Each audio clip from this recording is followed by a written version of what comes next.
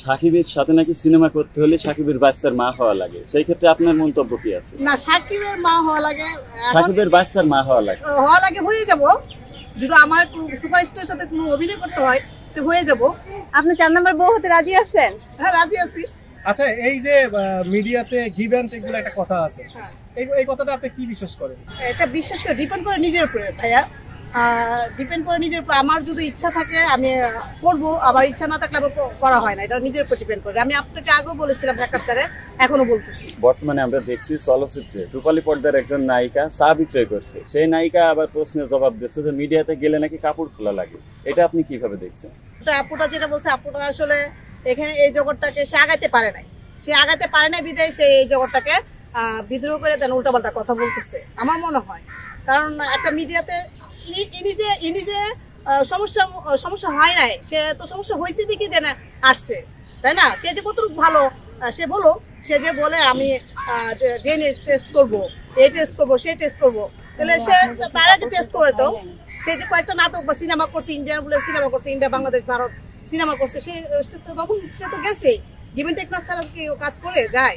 সে গেছে, সে অত পাত্তা পায় নাই বা জায়গাটা ধরতে পারে নাই, ধরা জায়গাটা সে পিছলে গেছে, সে সরে আসছে, এখন সে চা বিক্রি করে। আচ্ছা, মিডিয়াতে কাজের পিছনের আগ্রহটা পরিবার থেকে কোনো বাধা সম্মুখীন হতে হয়েছে কিনা? হ্যাঁ, হতেছে।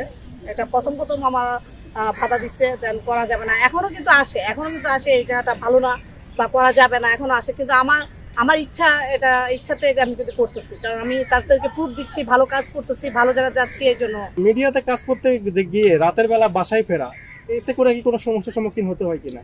এটা তো কষ্ট লাগে। এই যে আমরা যে যাওয়া আসা পরে অনেক সময় গাড়িতে আসি, অনেক সময় গাড়িতে না পেয়ে বাসে আসতে হয়, অনেক কষ্ট লাগে। এই বিষয় নিয়ে ফ্যামিলি কখনো আপনাকে বাধা দিয়েছে যে রাতের বেলায় বাসায় ফিরা? বা এটা প্রথম আমার 1-2 বছর প্রথম একটু আমি যেতে পারি নাই কোথাও। 1-2 বছর আমি কোথাও রাতে কাজ করতে পারি নাই বা একদিনের শুটিং এ যেতে পারি নাই। এটা পরবর্তীতে যখন দেখি না আমি একটু আগাচ্ছি, তখন আমি জানি রাতে একটু থাকতে পারি। আচ্ছা, মিডিয়াতে তো মানুষ অনেকে খারাপ সমালোচনা করে, সেই বিষয়টাকে আপনি কিভাবে দেখেন? খারাপ সব জায়গায় আছে, ভালো আছে, খারাপ আছে, কিন্তু মিডিয়াটা বেশি খারাপ বলে। এটা তো বলেই যাবে, সবসময় বলেই যাবে। আপনার সাথে যদি সাকিব খানের অভিনয় করতে দেওয়া হয়, সেক্ষেত্রে আপনি কি করবেন? এটা তো আমার লাখ, অনেক লাখ। আপনি যেদিন প্রথম মিডিয়াতে আসলেন সেদিনকার অনুভূতি একটু ব্যক্ত করবেন, কেমন লাগছিল ওইদিন? সেদিনকে তো হাসান জাহাঙ্গীরের নাটক করলাম চাপাবাদ বৈশাখী চ্যানেলে। তখন আমাকে হুট করে আমার সাথে কথা হয়েছে, দেখা হয়েছে, তারপর হুট করে বলতেছে তুমি একটা শুটিং করতে হবে। আমাকে 12টা বাজে নক দিছে, আমি 3টা বাজে কিন্তু সেটে চলে গেছি। তখন আমার ওই যে নাটকটা করছে, আমার খুব তখন তো খুশিতে সবাইকে জানাচ্ছি আমি একটা টিভি চ্যানেলে কাজ করেছি।